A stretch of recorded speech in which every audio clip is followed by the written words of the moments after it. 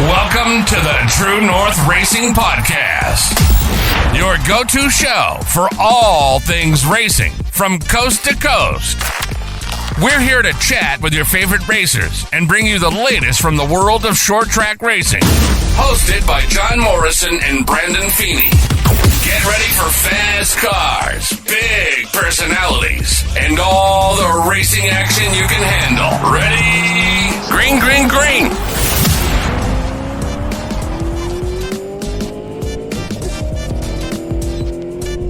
Oh, what's up, everyone, and welcome back to a brand new episode of True North Racing Podcast, presented by Driving with Hailey. I'm your host, John Morrison. Joining me, as always, is Brandon Feeney. We are in our Peps Pro Painting opening segment. Brandon, you just competed for the first time in your Oscar Modified last night at Flamboro Speedway. How did that race go for you? Other than the guy that works on the car, also me, being an absolute dumbass, it went probably better than the opening for the Honda Civic, so I made it back home kind of on time last night. So, yeah, lots of changes to be made, but car's in one piece, and hopefully I can make improvements and get a little closer to running with the field for Peterborough. That would be obviously what I kind of watched a little bit of the video last night, but you kind of had issues starting off at the top of the day. And obviously, you did overcome them for the most part, which is good. Especially with, I feel like yesterday went better than May 3rd did for you. Oh, 100%. I actually got to race the race. That you didn't blow a bearing on the race car and on the trailer this go around. So, I consider that a win. Yeah, both cars made it back home to the driveway. It was a good day. Next race up for you is what, a couple weeks here? I was talking. So it looks like unless I find sponsors, I will have to actually jump the Delaware date just because I won't be able to afford to get there. So we'll be looking at either Full Throttle or Peterborough. All right. Obviously, July 26th, we'll be out there with you at Peterborough recording a day at the races. So that's going to be fun.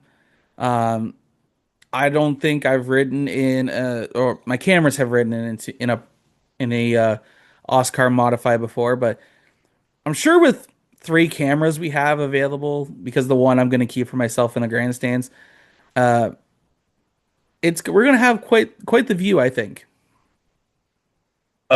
There's many options, as we were kind of testing last night, that you can put cameras on bars, especially in weird spots you might not be able to put normally. They're kind of still protected-ish, because like my Nerf bars on the passenger side of the car are like almost 3 feet wide. So if you went to the inside of the Nerf bar and went kind of up into the body a little bit, you can almost still have a protected car. But it's just one of those things that I think we're gonna have really cool angles, and you're gonna have some really cool things, and might figure out what my car's doing halfway through the middle of the race.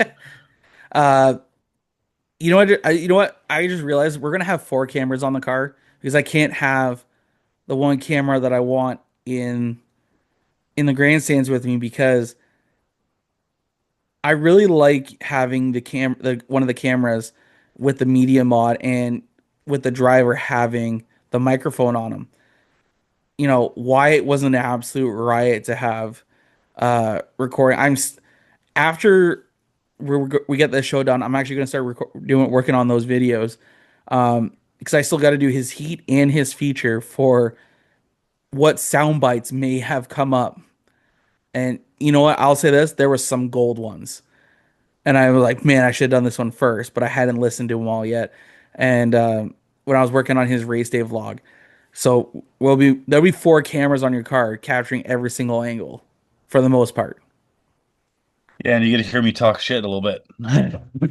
Just keep your mouth shut, I guess. Don't say anything stupid. I always say stupid things. It's usually not bad stupid. It's just stupid. Yeah. Like even last night, like I was talking to myself of like, don't be like, we're lining up for the start. Like, don't be stupid. Yeah, I completely changed. I basically had a whole new car for the feature that I haven't driven yet. Yeah. By the gear change, setup changes, and all that stuff that I just threw at it. And I'm like, don't be stupid. Don't stuff into turn 1. Don't drive in the back bumper of these guys that have to race like Sunset and stuff next week. And I'm like, By the end of the race, I'm like, I'm standing on the outside and I'm not letting that wall hit me. I'm like, it's just how it went. So Oh boy. Um, yeah, I didn't get a chance to go out to any racing this weekend, but last night in at Flamboro, that we 2 weeks in a row we've heard of some nasty wrecks happening at racetracks, and I don't wish that on anyone at all. I don't know, like I don't know if it's some of these guys are racing as if it's the final points night or what, but like it feels like a lot of people are just driving a little bit more aggressive this year. I think that has to do with kind of we've been losing races, so people are getting impatient to get on track because of what, like I said, the Mother Nature situation, Yeah, and it's just like so you're taking that impatient out, and like I only have X amount of chances to get a win. Well, now they've been cut by 3, 4 weeks, and it's like I only have X amount of chances to get a win. So people are, if they're in this situation, are being a little too aggressive. Obviously, some of the accidents are mechanical failures, and you can't ever predict those, yeah, right? So it's um, like I think Lane Zardo was the one that we're talking about with yeah, Flamborough last night. Blew an engine. He went to the wall hard, flipped over. Bunch of cars behind him went in the wall in the oil mess. Steve Book's one of them, flipped over like right onto Zardo pretty much. So all those guys, as far as I know, were okay. But then, like you said, yeah, a bunch of nasty wrecks, like almost across the province the last few weeks, and it's just like, is it mechanical failures? Is it being over aggressive? And like, as you know, with mine, like I lost the bearing, and luckily I didn't absolutely bend the wall. But it's yeah, like one of those things. I'm like, that could have been right there. That car could have been done if I was yeah. going the wrong way at the wrong time. You're not wrong, and we still got lots of racing left. We it's June 1st today. We still got what, at least 18 weeks to go, 19 weeks, I guess 20 race weekends left in the year. Yeah. Across all tracks, and that's from now until through autumn colors ish. Um, man, I just hopefully everyone can start. I don't mind the aggressiveness. I just hate seeing wrecked race cars. Yeah. It's fine to be aggressive, but sometimes it's a little hard. It's kind of like what I almost really want to say I blame NASCAR for this because you watch people do absolutely stupid crap in NASCAR and they don't have to pay for the cars and they'll junk a car for a win and Yeah, people think that's acceptable. So it's like even like the NASCAR Canada series, like I crewed there a couple weeks ago, as everybody knows, and people were happy to have a beat to crap car. I'm like, oh well, Robin's racing. I'm like, no, that's not racing. That's demolition derby. And I played both games. I'm like, I'd be pissed if my car looked like that at the end of a NASCAR race. yeah. You don't. You want to be able to take that car, take the things you learn from that race, and then apply it into the next one.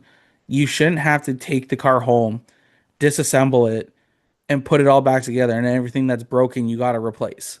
That's not fun. In ideal situations, you should never have to change a body panel every week. You should No. have the same body on the car for the entire season. And like I said, some people are aggressive, some people are just like sometimes stuff happens, and it's just one of those things So that, it's bad luck. Uh, mind you, I think this is like they said 6 flips at Flamborough already this year. yeah, because there's two two last week, two this week. Uh, Wasn't there 3 last Can week? because Can-Am's kicked off last weekend, so yes, there was three. Because Tyree Appel, the seven car, and the TQ midget, either that or the TQ was the week before.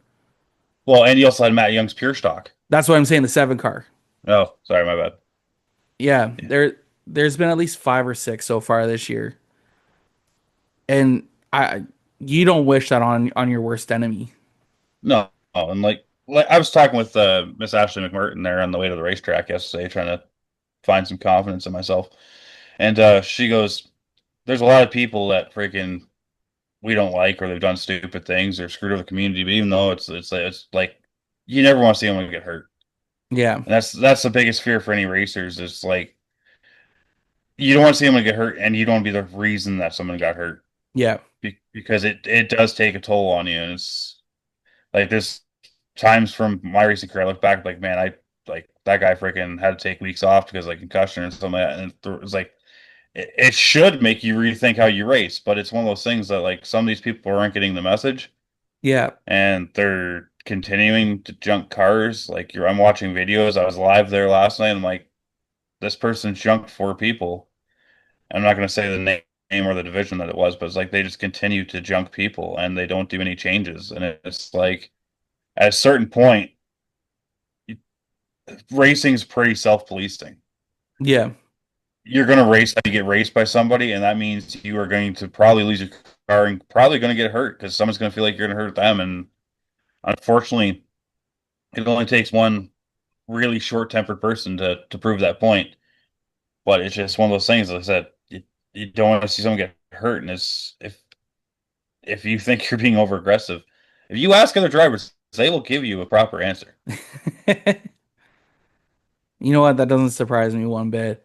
Um, I just want I just want a better season, or not a less incident prone season, moving forward. And that's all I hope for. Is I want everyone to be able to load up their cars at the end of the night.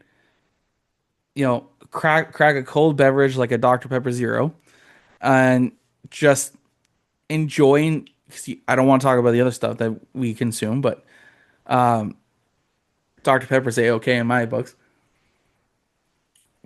There's Um, yeah. As soon as they start sponsoring the race cars in the podcast, freaking we'll be set. exactly. But I don't like, I hate seeing when cars go home in a basket. I'd rather them just go home, offload, work on it, come back the next week. Incidents are gonna happen. We're all well aware of that. I think the aggressiveness for some people are just a little too high right now. It just needs to be toned back a bit. And again, if I'm talking out of my ass and that's not what's happening, feel free to call me out. I would love to talk about it. That's the whole point of this is I'm seeing and hearing things that I may not know a lot about. And if someone wants to sit here and go, well, that's not the case. This is what's going on. Fine. Let me know. I'd love to talk about it. That's the point why we're doing this. Is I'm trying to indulge in a conversation with people outside of just you and I having one here. And Yeah. people aren't going to agree with me. They're not going to agree with you sometimes, and that's fine. That I'm okay with that. I will take the criticism if I'm completely wrong. I'll say I'm sorry. I'll say I'm wrong. That's not what's happening. But I'm just seeing one thing and hearing some things from other people, and I just hope that's not the case. And like I said, if I'm wrong, someone tell me. And that's kind of the best thing about having pedal power and like strong code and all these people doing videos. Yeah. Because when you have these conversations, you be like especially when you're talking with said driver, you may look, this is what's happening. People maybe aren't expecting you there because you're diving it in bonsai late and stuff like that. Like it's better than when I first started because we didn't have that video resource at Peterborough and stuff like that. Weekly, be like, oh, this is where I messed up, or this is why the accident happened. I used to make a joke at Peterborough and Weekly Racing that talk to me on Monday after we see the video, because then both of us will be calm headed, and at the Yep. same time, we'll know exactly whose fault it was. Yep. Because Exactly. at the racetrack, there's not a lot of drivers that will admit they're wrong. But at the same time, this is also why I agree with Peterborough's gentleman's rule. Because at that same time, if you actually make a mistake and cause a caution, and you can take the penalty for it and give their driver the spot back, Yeah. you're basically in the middle of the race saying, "Sorry, I messed up. It's my fault." Like, so there's no. I feel like that brings the hobby back in the sport more than just the people doing it as like kind of a business, and you know what I mean? Like, Yeah. you have the emotion there, but at the same time, you have the "I messed up. I'm sorry." Away you go. Yeah. And you know what? That's it, we're gonna see more of that, I think, this year as well. Um, we got a last minute substitution for a guest today on the show. We were supposed to have a diecast episode with a panel of like three to four other people. Unfortunately, didn't pan out. That's okay. We'll probably get to it later at a later date. Um, but we got to thank Carson Nagy for stepping up and being able to join us for a little bit here on the show. And before we get into our conversation with Carson, let's see what vehicle Hailey gives us today for the Driving with Hailey vehicle spotlight. Experience the perfect blend of rugged performance and luxury refinement in the 2023 Mazda CX-50 GT Turbo, where power meets precision and comfort meets cutting edge. Under the hood, you'll find a 2.5-liter Skyactiv G dynamic pressure turbocharged engine paired with a 6-speed automatic transmission and iActive all-wheel drive drivetrain to deliver a drive that's as thrilling as it is confident. Rain, shine, or snow. Inside, you'll find premium leather, trimmed upholstery, ventilated front seats, heated front and rear seats, and a heated leather-wrapped steering wheel. Because every drive should feel like first class. Stay effortlessly connected with a 10.25 full-color display, Mazda Connect infotainment, wireless Apple CarPlay, and Android Auto, and a 12-speaker Bose premium audio system that turns every playlist into a concert. Other standout features include a 20-inch alloy wheel, power panoramic moonroof, power liftgate with programmable height, adaptive LED lighting system, 360 view monitor with front and rear parking sensor, Mazda radar cruise control with stop and go, traffic jam assist, lane keep assist, blind spot monitoring, and more. All this in a crossover that's as stylish as it is smart. Ready to elevate your dream? Contact Hailey Hill to schedule your test drive or get more information by calling her at 289-808-2820. Email her at hhill@bayking.ca. You can also find her on Facebook at Driving with Hailey. Your next adventure starts here. All right. Last minute replacement in our DJD Gear Guest Segment presented by DJD Graphics. We got Carson Nagy joining us. Carson, how's it going, man? Good. How are you guys doing? Good. Welcome back to the show. It's been a while since we chatted with you. How's your 2025 season been going off so far? It's been good so far. We just had our opening night at Delaware a couple weeks ago and ended up second. So I'm really happy with that to start our year. And was planning on going out to Sunset for that Flying Frank 49, but unfortunately got rained out. But we'll be back there August 3rd, I believe, is the rain date for that. And then got rained out last week again, too. So just hopefully weather cooperates so we can keep going this weekend. Yeah, that's one thing this season. Mother Nature has not cooperated with most racetracks this year. Yeah, it's been tough. I was about to add to that as well. Like Mother Nature, I don't know what is her deal. It's been beautiful all week, half the time, and then come race day, it's like 10 degrees. We're all bundled up like we're at Frosttoberfest or Autumn Colors. It's not ideal racing weather, but we're all still making it work. For you guys, like I don't obviously I've never really competed. I've never competed. I've competed in other sports, just not racing. And this could, Feeney, you can answer this as well. What does cold weather do to your guys' cars? When it's cold, like I know you guys fight a lot handling wise inside the car, but when it's also colder, how much more difficult is it to drive these cars?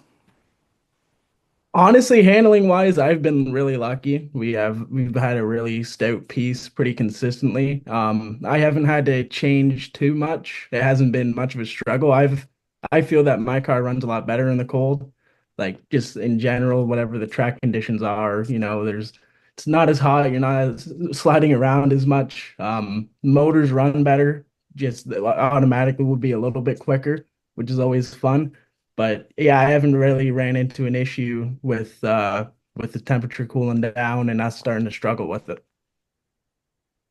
Yeah, for me, it's always been weird. If I have a car that's a long run car, that's the only time I find it affects it. If you have short run speed, it stays longer. Where if you have a car that likes the heat in the tires, that's where I seem to suffer. That's my personal opinion on that. Okay. So obviously with with Mother Nature acting the way it has been, only be able to, just one race this year so far. for you guys down there at Delaware. What are you hoping for? Obviously, championship is the end goal really for you guys. You guys are very really tough competitor team. Um, what are your goals inside and out moving forward this year to stay atop?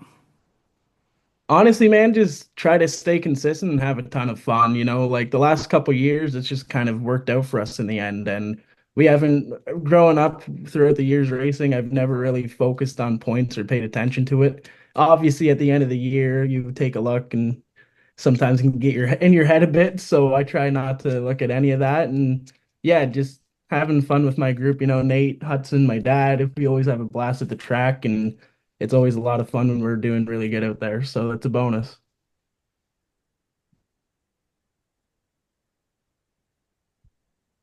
So obviously, like you said, you take a look at it, but you've always done better when you have fun. Have you got that point where you've reprogrammed that even if you look, be like, all right, just forget about it, go out, have fun, and hope it happens, or do you start racing a little bit differently?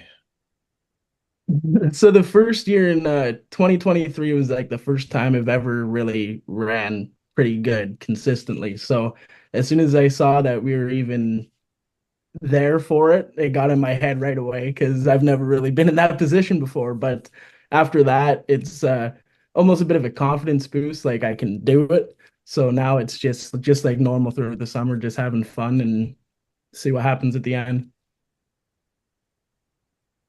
Obviously, with in a couple weeks, is it that you guys start the DAYCO Super Stock Series out at Peterborough?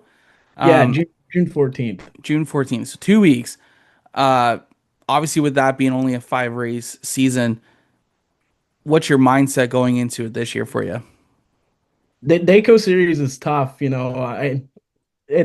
only 5 races. If you have one bad race, then your season's kind of screwed up. You're kind of out of it. But just try to stay consistently up front if we can, looking forward to Peterborough. Our car's been working really good up there the last few years. Love that racetrack. But yeah, just try to stay consistent all 5 races, and normally it all works out in the end.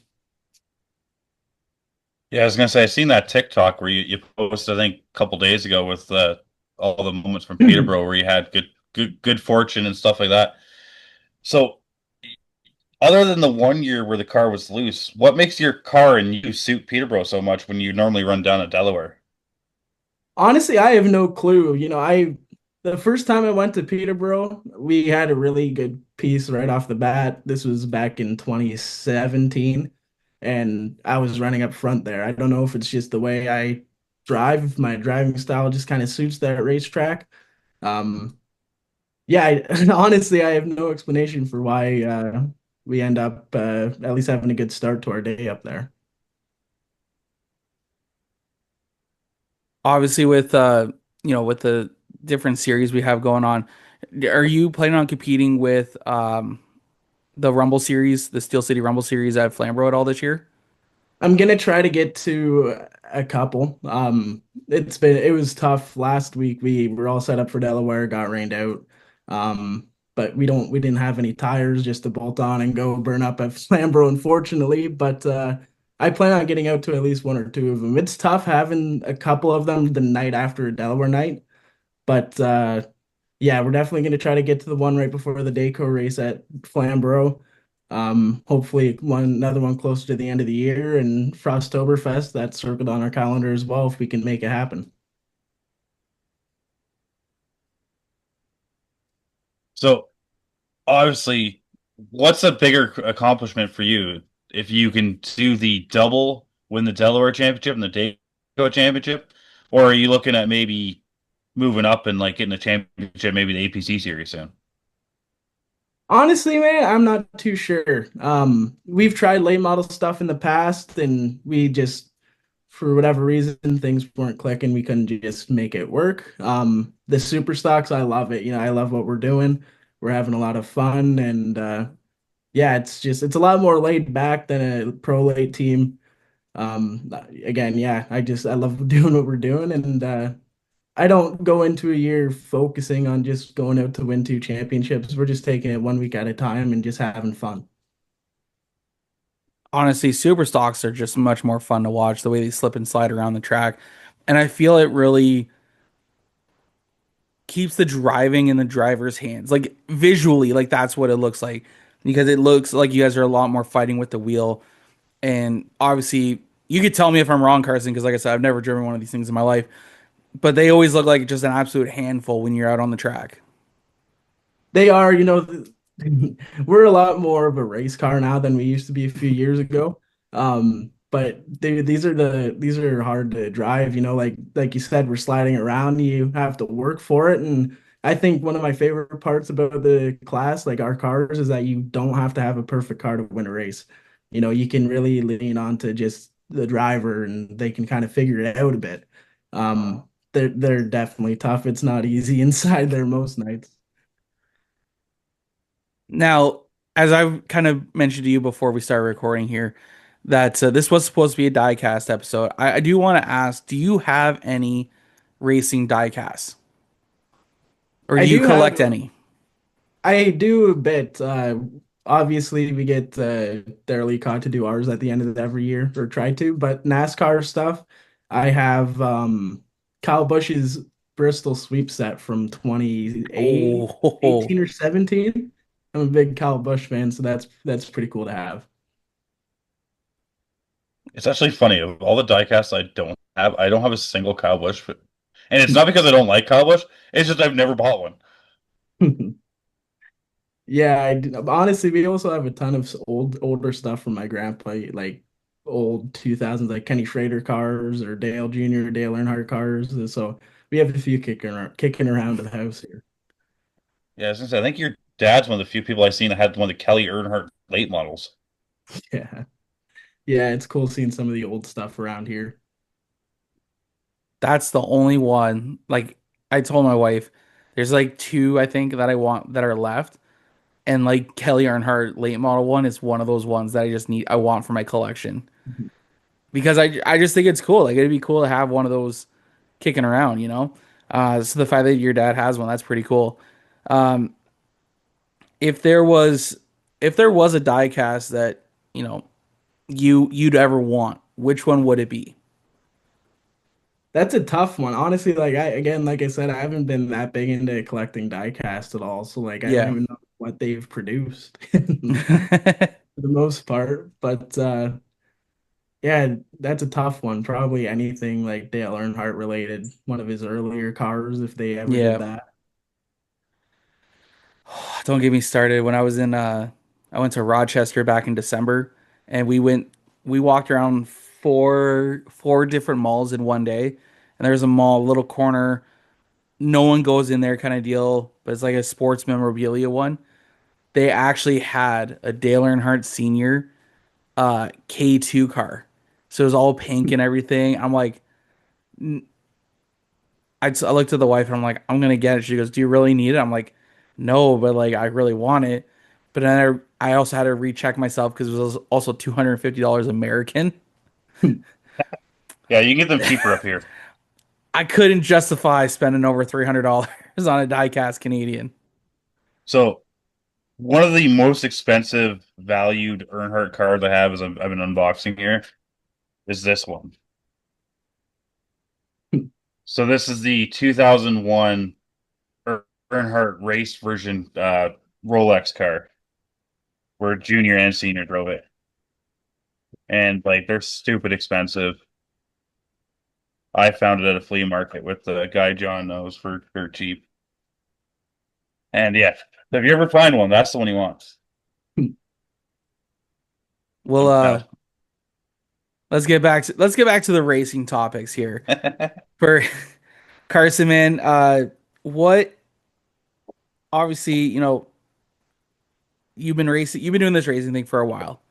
You know, you've gone through mini stock to super stock up to pro lates, back down to super stocks. If there was a car that you could actually like, money didn't matter, and they were like essentially like you go out and buy any car you want, run a full season, which car would it be and why? Ooh, I'd like to try a late model stock in the Cars Tour. Those cars look like so much fun, and they're not really similar to our cars, but it's almost like compared to the Pro Lates, it seems like it's a similar concept. like that we have up here between the super stocks and the pro lates, and just looks like those guys have a similar style of racing that we do in the super stock class, where we slide around a bit and we can beat and bang and keep everything straight, and just looks like a ton of fun down there. And you got to Yeah, that manage your car. tires. Yeah, that Cars tour reminds me of like mid 2000s limited late models back when you had like stock clips and stuff like that. Like it was basically super stock with fancy parts bolted on. Yeah, it looks like everybody out there is having a ton of fun, and I don't mind beating and banging every once in a while out there, and would love to try it at least once.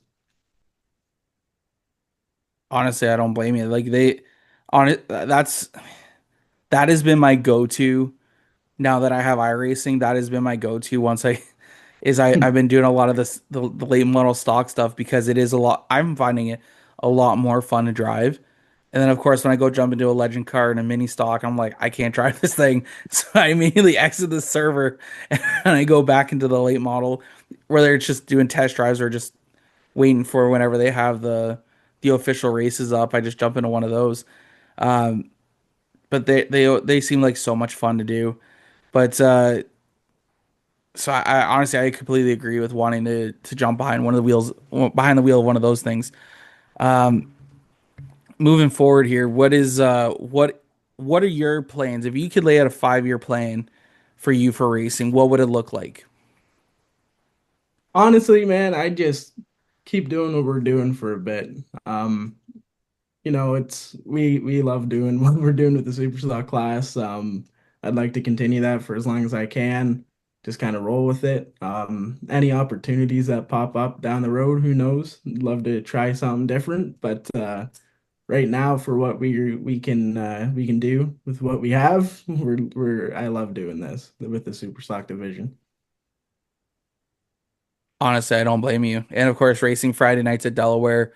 Um, I know I'm pretty sure we've talked about this before, but it is what, just a little over an hour drive for you guys to get down there on a Friday. Yeah.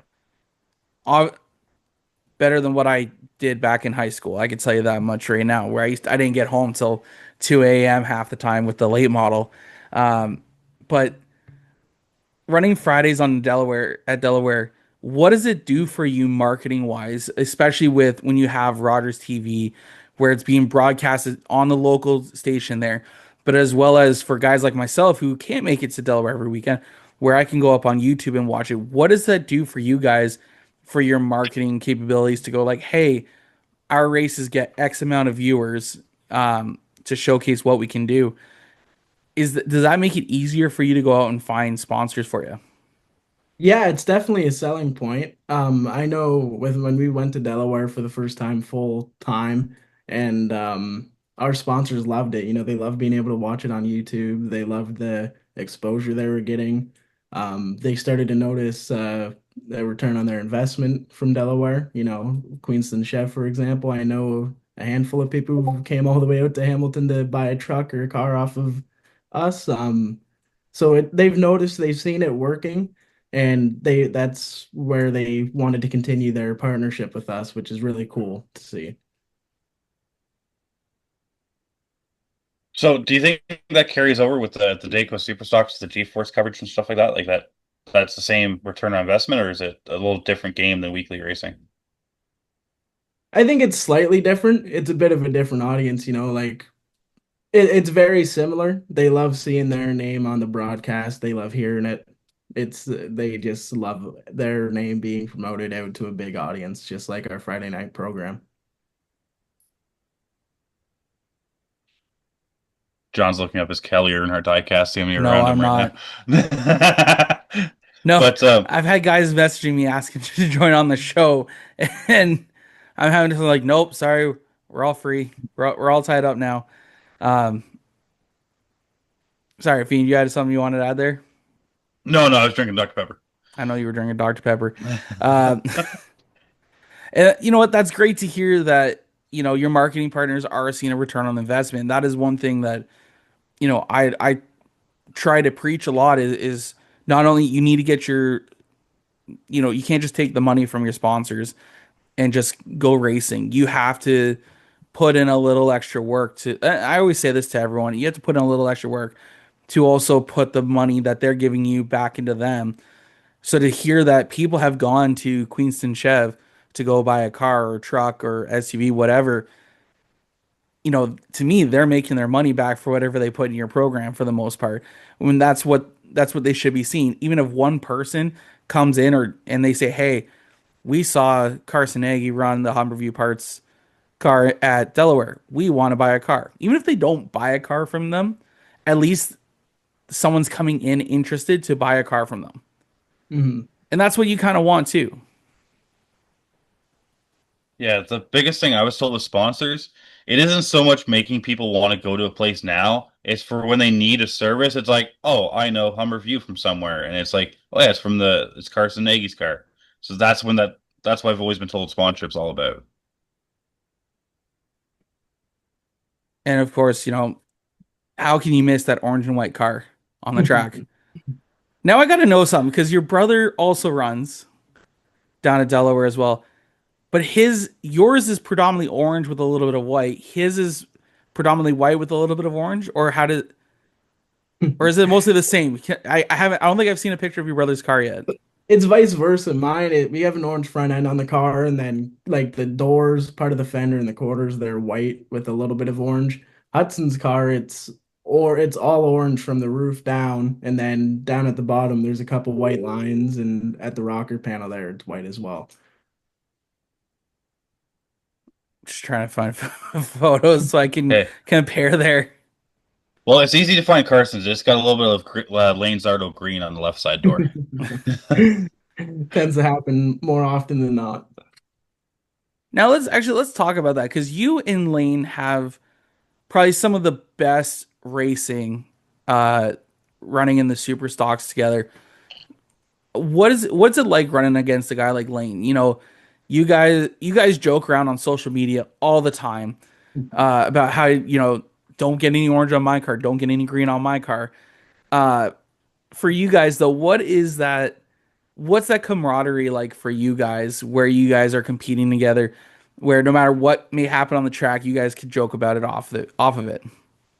Yeah, honestly, it's awesome. I'll go drive through lane. He'll get me the next corner. We'll end up straight, get to the finish, and we'll go to the beer garden after the race, watch another race, and laugh about it. It's really cool having guys in the division like that. Like even Sean Chenoweth, I know a lot of people had their run-ins with him, but me and him can go back and forth, and I'll go congratulate him on the win, and we'll laugh about what he taught me in that moment after I tried moving him or playing with him on a restart, right? So I've noticed that throughout the division with a bunch of different people, but Lane, it's always me and him somehow getting into each other, and we like that, like you said, we like to have fun with it. We like to have a bit of a rivalry with it.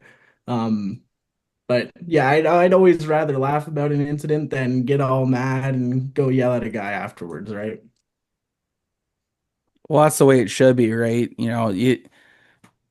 No one's doing this sport to make millions of dollars, right? Let's be real. None of us are going in NASCAR anytime soon. We all have to go to work on Monday, and this is just a hobby for us. It's better to have some good friends that you can joke with and stuff like that. And like I said, for you and Lane to play off each other like this, and on and off the track, is great for the sport of racing in Ontario, because that's what you need. You need those, even though you need those heated battles, you also need to see the lightheartedness side of it. And I think you guys do a really good job at that. Yeah, thank you. I think we get a healthy mix of both fiery arguments or battles on the track. Another one, Trevor Culver. Trevor was hard to beat last year, but anytime we were close, I think last year he beat me once by 4 inches or something at the line, and we were door slamming from the center 3 and 4 all the way to the line, and we got out and gave each other a high five, a handshake, and laughed about it the rest of the night. You guys were doing the close finishes before the close finishes were cool this year. Is that something you're looking forward to? Like, it seems like I don't know if it's the 2025 budgets and stuff like that, with sponsorship being hard and stuff to find, making everyone kind of closer together. But like it seems like every track, every week, some division is putting on photo finishes. Do you I think that's love something that's going to carry over? I hope so, man. I'd always rather run like that than have someone run away from the field. I'd rather be door to door at the line, and I'd rather finish second that way than a guy blow my doors off and just keep digging, right? I know even our opening night, I missed the heat win, finished second to Darrell Lake by what was it, a thousandth of a second, I think it was. So I love that we're having that at a big track. I love that we're having it at Peterborough, Sunset, kind of all over the place. That's awesome. You're gonna you're gonna see Carson start lifting last couple laps just to get photo finishes. I think I got a tire going down. Yeah. Easy, easy, Bubba. No, honestly, with some of the races we've seen this year, fantastic from bone stocks, late models on Friday night at Delaware. Um, it's great. It's great that the competition is so good. And let's be real, it's good to see that in some of these tracks, the outside line, especially, let's be real, Flamboro has no real outside groove at all. You have to I feel like you have to really push the car on the outside to make it work. But the fact that Cam was able to keep it on the high side and maintain that win in that pure stock race a couple weeks ago was phenomenal. And anyone who can hang on that high side, where at a track where there's no outside groove, they're I tip my cap to them because it's hard to do. I can only imagine it's hard to do. Yeah, especially at a track like Flamborough. I grew up racing there, and yeah, once you're on that outside, you're kind of falling back, getting freight trained. But I watched that finish with Cam and Wade, and loved seeing that. That was awesome. Yeah, it's one of those things like I don't know if it's the pavement getting older or if there's like oil down in one and two, but I'm like it seems like it's going to be there all year because like even last year it seemed like it had more grip this year than it did last year, which I don't know if it's the cold weather once again, like but usually cold takes grip away. So it's just one of those things I'm like, is Flamborough going to accidentally get a second groove? Because like the racing there last night, other than the couple bad wrecks we had, was once again awesome. Like side by side, 2, 3 wide. Even the modifieds, I think Jason Keane made the pass on the outside of Flamborough. It's like if we all of a sudden get like two groove racetracks all across Ontario, racing will get nuts all year. Yeah, I can agree with that. It'd be great if Flamborough somehow gets a second groove, like full time groove, because after 2 3 laps, it's just gonna fade away. Um, but for Carson, man, like how it's like obviously growing up in Flamborough, you know how tough it is. Um, what track on your schedule this year are you most looking forward to go like when you offload, you're just gonna be like, okay, we're going home with a trophy tonight and no excuses. Is there a track that you have circled on your calendar that you're like, that's the one? I don't really look at a race weekend saying I'm gonna go win this race or we're coming home with the trophy no matter what. I'm really looking forward to getting back to Sauble Speedway in a super stock though. It's been a while since we've raced. I haven't been there since the Great Lakes Concrete Series between Sunset and Sauble back in 2018. I'm pumped to get back out there. Yeah, let's talk about that a little bit because that was to me that was a shock. I'm gonna be honest when I saw that the when United Racing Series there dropped the schedule for the DAYCO Super Stocks.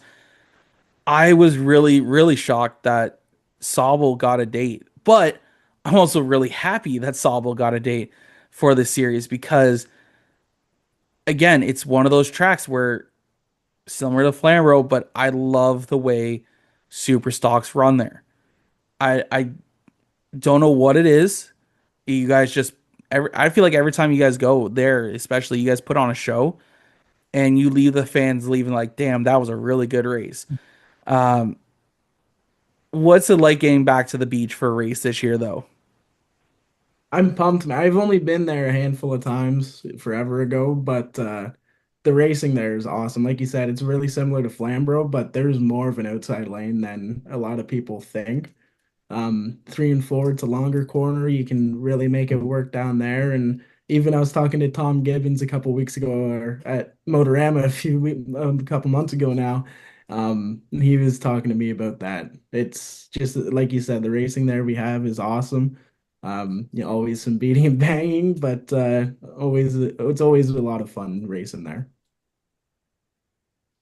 And that's what you want, right? You want some good racing, and you want some good battles. So when does that race go again? That's in August, right? Yeah, it's in August. I So forget the date. is that the August? That's the second APC race date, right?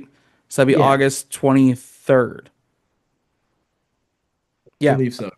yeah, the August 23rd up at Sauble Speedway. Um, I man, I'm looking forward to that as well. I'm only going up once as of right now to Sauble, and if anyone ever listens to me go on here, I love the Sauble Speedway. I love the track. I think it's such a unique area to have a racetrack because you got the beach 10 minutes away from you. There's camping on site. There's, you know, it's a great way for you to look at your partner or to someone who may not go in a race. It's like, hey, let's we'll go to the beach for the day, but we'll go racing at night. To me, it just it that's not going to be the right word I want to use, but I'm going to use it anyways. It's happy compromise. I was going to say it satisfies everyone. That's what I was going to say is that it no matter what you want to do, there is something for everyone, which is why I love the area so much. Um, I'm not going to take up too much more of your time though, Carson. Today, man, I do appreciate you jumping on last minute with us to talk racing and have a little bit of fun. Um, Before we let you go, though, I know you have a laundry list. When is your next race? Actually, by the way, before that, promote your next race. Talk about where they can find you on social media, and of course, do not forget to thank all your sponsors, your family, your friends, whoever you want to thank. Um, yeah, man. The next few minutes is all about you. Let us know where you're racing and everything like that. Yeah, so this week, June 6th, we're at Delaware for round 2 of the Inventory Express Series.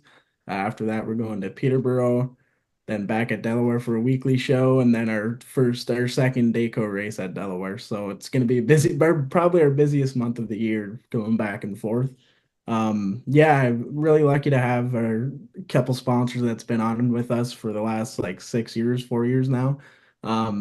Queens and Chev, they've been with me for a while. HumberviewParts.ca. Overkill Enterprise, Tyler Liscombe came on board. He was helping us get out to that Flying Frank 49, and I'm pumped to have him on board for the rest of the year. Obviously, my mom and dad couldn't do it without those two. They're big support, and Pure Energy Performance, that's all them. Like I said, without dad, especially in the shop, couldn't be doing this.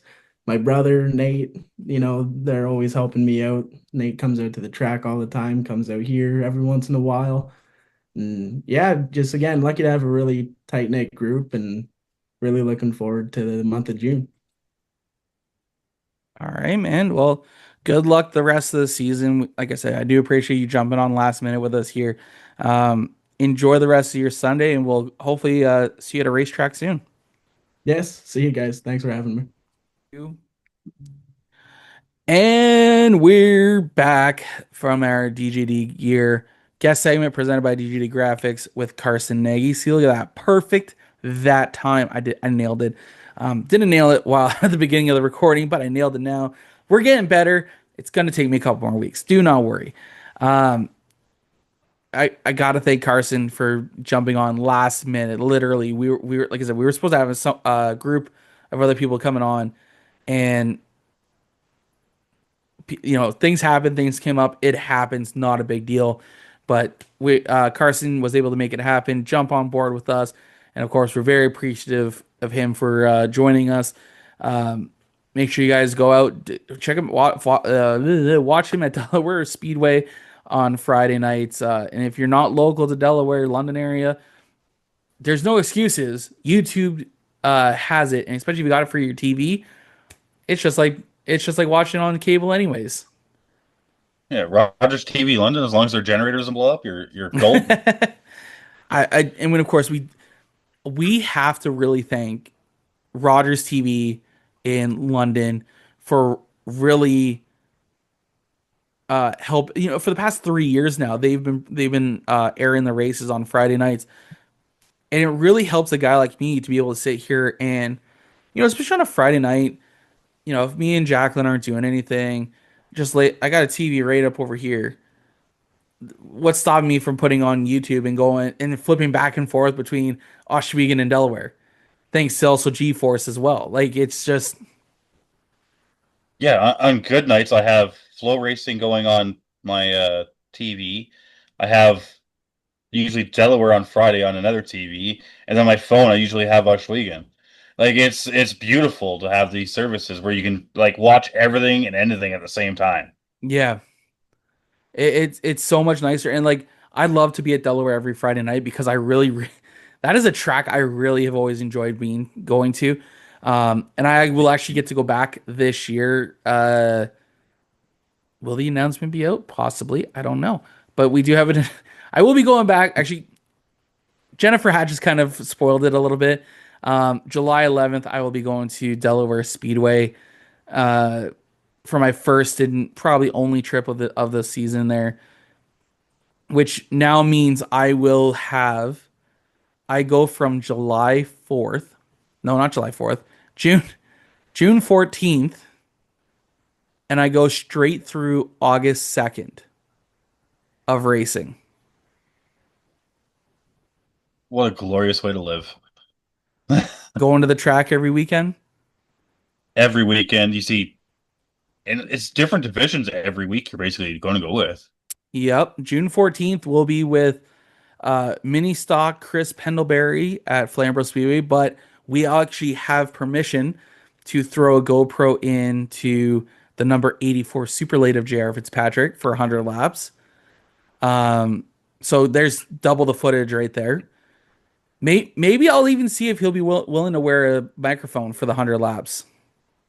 Are they going to complain that's traction control too? Who knows? That's the funniest joke I've ever seen going that JR's hearing is our traction control devices. Yeah. Like, yeah, because you can hear the motor slipping now. Like, So yeah, we have Chris Pendlebury on June 14th. June 21st, we're going to Merrittville Speedway to hang out with Mr. DJD Gear and DJD Graphics himself. Darren's right in with his 360 sprints with the Southern Ontario Sprint Series there. I'm excited. It's two dirt races this year. I get to do a day at the races that'll be fun. June 29th, the Sunday, I will be traveling to Sauble Speedway to see Ty Cavalin and the number 7 team up at Sauble Speedway. July 5th, I'll be at Flamboro with Tenley Pepin and the JTM Racing Ontario Pro Challenge team. July 11th, I will be at Delaware Speedway with the bone stock of Jennifer Hatch. July 19th, I haven't decided the track I'm going to yet, but there's certain circumstances why, but I will be me and Jacqueline, the boys, my in-laws, we're all going to be going to a racetrack for the day. I'm not announcing which one yet. I haven't picked which one. I got to figure out which one's got the best action that day to go to. July 26th, I'm going to Peterborough Speedway to see our man Brandon Feeney in the Oscar Modifieds. August 2nd, I will be going to Sunset Speedway with Jacqueline and the boys again. Actually, we'll be going to Sunset that day. But I will be in the grandstands watching those races. I will not be going to the pits that day. And then I'm off for a week, and then I'll be back at Flamboro with Jay Pepin, Maddox Pepin, and their JTM Racing Grindstone Landscaping Canadian Vintage Modifieds. And then I'll get a couple week break after that. so I'm looking through my schedule right now between driving, the Outlaws for photography and other stuff, the NASCAR schedule too. I have 2 weeks. I haven't picked what I'm doing yet. Yeah. from now till autumn colors. Jesus. So I have June 21st, and I have something penciled in, which is the Rumble series, Yeah. because that's, and then I have July 5th, which is once again, it's the Rumble series I've penciled in, but it's not a confirmed thing yet. After that, it's all either NASCAR or my stuff or both. Yeah. July 5th is the Steel City Rumble series. So I Yeah, think plus that's the there's a, other one I was gonna be at because that's gonna be a little bit of a double duty for me yeah. because with us also doing the top three, I figure well if I'm gonna be there after the races, I'll go up and I'll interview the top three right then and there, and then clip that together, put it in the show, bada bing, bada boom. Hey, bada boom, bada bing. Exactly. Um, no, it's gonna be a hell of a summer as long as Mother Nature decides to smarten the hell up here. We should be good. But honestly, man, it's good. We're gonna be good. We're gonna have fun. It should be a good time. I'm excited to get back out in a couple weeks here. I'm gonna be honest. It's been kind of nice having a little bit of relaxing for the past couple weeks, and especially before I go for like 7 weeks in a row to the track. And of course June 14th, I'm actually bringing the kids with me. They're gonna be in the pits. I'm putting them to work that day. Who knows? They may end up being the interviewer. That'd be a cool freaking kids week, freaking interviews. Bring the kids, yeah. Have the kids interview the drivers. I think that'd be fun. Yeah. And Maybe then the maybe drivers have to be on the best behavior. it'll be a good time. Feeney, where are you next weekend? What track are you heading to? Next week, I am at Sunset Speedway doing photos for the Outlaw Super Late Model Opener. I am super excited to work with that group. Oh, I see what you did And there. what did I do? You're super excited. Oh, yeah, that was even on purpose. But honestly, those are the cars that got me interested in racing in Ontario. Um, and it's great to do like stuff with them. That's one of the three cars left on my list to drive. So maybe if I do good enough photos, someone will be stupid enough to be like, "Hey, you want to practice one?" Yeah, you never know what'll happen. Dumber things have happened in my life. Ex- exactly. I have driven 223 laps at Peterborough Speedway during autumn colors and only owned my car for 40 of them. Yeah, you never know what'll happen, and you know what? Sometimes people will toss you the keys and go, "Yeah, go have a rip." Yeah, that's why you have the most laps at Delaware. That's why you like that track so much. That is not why I like Delaware that much. It helps. It helps. That's the first track I've ever driven on, but actually, that's a lie. That's the second track because I did do kids ride night the one night at Flamboro. That's not really. It's still driving around on a track. Yeah, but you actually were like trying at I Delaware a would, little bit. yeah, yeah. At Delaware, I was actually trying. I wasn't trying to spin out, but I still was driving. You succeeded. I succeeded 1.5 times, 1.5 spins. Hey, you have to find the limit and then bring it back a little bit. Yeah, and I actually have been keeping my race stuff in the back of the van lately. So if anyone ever wants to be dumb enough to let me drive, I got my stuff with me. It's it's not a dumb decision the first time. The It's second time, after you know what the results are. no, honestly, I've had it in there because I was talking to someone. I was supposed to.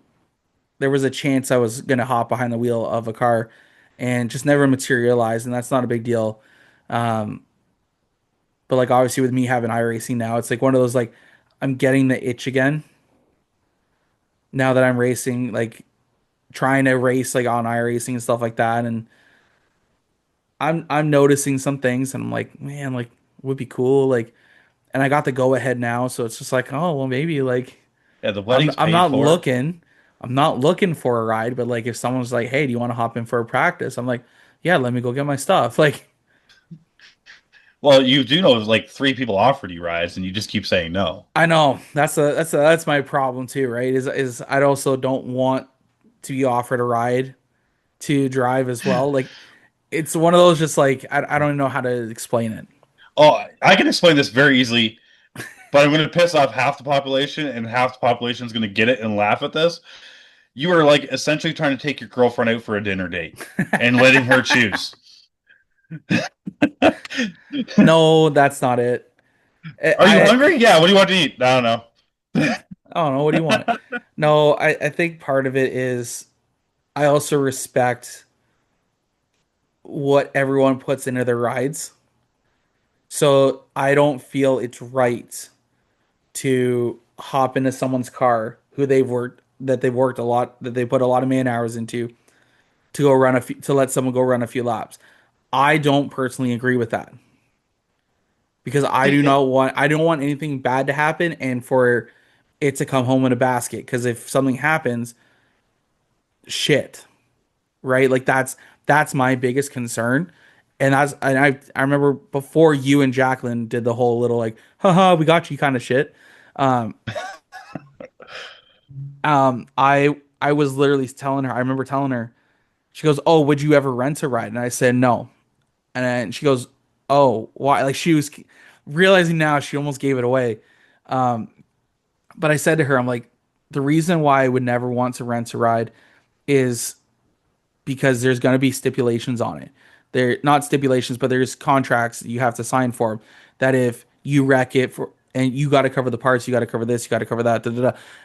I understand that. I Yeah, understand that, which to be but fair, which 100% it should be that way. If you're borrowing a it car, is you should fix it. Like, 100%. I agree. I'm not. That's not what I'm saying here. But what I'm saying is like I would hate to wreck someone else's stuff and then have to pay for it to be done. I would very, and I told her this. I'm like, I'd very much rather have my own car, and if I wreck it, I know it's on me to fix it. I don't have to. Regardless, I would have to put the money out, but I would rather it go towards me put it out to go fix it myself than to go like, oh, Brandon, here's $5,000. Hope this helps, yeah. right? Like it's to me, it's one of those deals. Is I would personally hate to wreck someone else's stuff, regardless of what the situation is. So, as you know, last year when the year off, and you seen probably half the 20 offers that I got to drive cars last year, Yeah, and this is where me and you talking kind of had a good realization, and this is where the charity deal came about. Was if we can make it worthwhile for the community that they're in and the race team, that it would be worthwhile us jumping in, where they're getting something out of us driving, right? Whether it be a little bit of promotion or stuff like that. And it's just one of those things that's, I feel like then it's kind of worth it. If you're like, yeah, you still don't want to junk a car, but at the same time, it's one of those things. It's like you've seen half the offers I got. I got some good offers to drive some good cars, and it was just like I'd feel bad to absolutely yeah, wreck a car because like, and that's why I joke about driving a super late. I probably never say yes, because you'd but be it's one of those worried. things that I know I can't afford the car. Yeah, And like last year, even with the bone stocks, like what people don't realize is when I went to do those bone stock charity races, I had probably 2 grand in my wallet in yeah, case I binned it. Was it in the deal with CGC or freaking Tolton? No, it's just as a racer, that's an understanding. You drive someone's car, you're on the hook. Like yeah, there's certain situations like I hired Sean this weekend in charity to go. I don't expect him to pay because he's a hired gun at that point. yeah, Right? I have asked him to race my car. He's not asking to race my car. I'm like, hey, I need you to test this out. So I feel like that situation is different. But it's one of those things that's like that's where contracts kind of have come in because then you know exactly what you're saying. It's no longer it should be a normal. Like even I had a couple people back into a driving charity because there's people that haven't ever driven a race car and thought that they were going to just get a free car and no stipulations attached. I'm like, well, if you've been it, why should I be out so much money yeah. for? And it's like not trying to be rude, but it's like I can't afford to be fixing $10,000 mini stocks No, because someone who's never raced before junked a car because I was letting them do something for charity to help themselves and their community. yeah. Like I like what it's doing, but at the same time, I'm not trying to lose on my investment either. Yeah. And that's the problem, right? Is you don't want to see that. We do got to get out of here though, because I forgot I have to make an announcement here on the Joma Media socials. As I forgot, I got to get the artwork ready to go on here too. Today is the first day of our start of our raffle that we're doing for the cornhole boards. How did you forget that? You've been pumping them I know. all season. I know. I've been pumping it all season. I forgot to. You know what? This weekend I've been really busy. Like my room got a complete overhaul. I did some outside stuff earlier today before get jumping on this. So it's been a weekend. Okay, I may have not been at a racetrack, but I've been racing around here. See the pun? But we got two entries who are going to go for spot 101 on our cornhole boards. And it's going to go up between Kyle D'Souza and Connor Dunn. So once we're done recording here, I'll be jumping on live streaming. Conman jumped on right away. Connor Dunn? Yeah, Con's Dave Bragg's crew member. Yeah, he's him and Kyle D'Souza are up for spot 101. We're doing 100 paid spots, but spot 101 is going to Kyle or Connor. So we will we'll see who wins shortly after this, but we're gonna get out of here. I gotta get some work done. I feel like I've done nothing today, but I feel like I've done a lot at the same time, and it's just about 5 o'clock. So Feeney, buddy, it's been great as always. Enjoy your week. Have fun with the super lates next week up at Sunset Speedway. 2 weeks in a row. 2 weeks in a row. I wish I could go. I would love to see them up at Sunset. They look like I love watching them at Flamboro, so I'm excited to go there and watch them that day, and I'm sure my kids will be excited as well, because we're going to be right next to JR the entire day, and with Chris and whatnot. So it should be a good day. It should be a good time. Oh, it's a blast. And JR, once you get past like the he says it as it is phase, he is a blast to be around. Yeah. That's the other thing too. All right, buddy. We're gonna let you go. We'll get out of here. Make sure you guys follow Joe Media Promotions on Facebook, Instagram, TikTok, YouTube. Make sure you guys follow Feeney Call Photography for all the latest photos he's grabbing from the super lates the next few weeks. Other than that, guys, we'll see you guys next week with the True North, our racing podcast presented by Drive with Hailey. We'll see you guys. Bye now. Thanks for tuning in to the True North Racing Podcast. Be sure to follow us on social media for more racing content and updates. You can find Jomo Media and Promotions on Facebook, Instagram, TikTok, and at jomomedia.ca. Until next time, keep your engines running and your belts tight.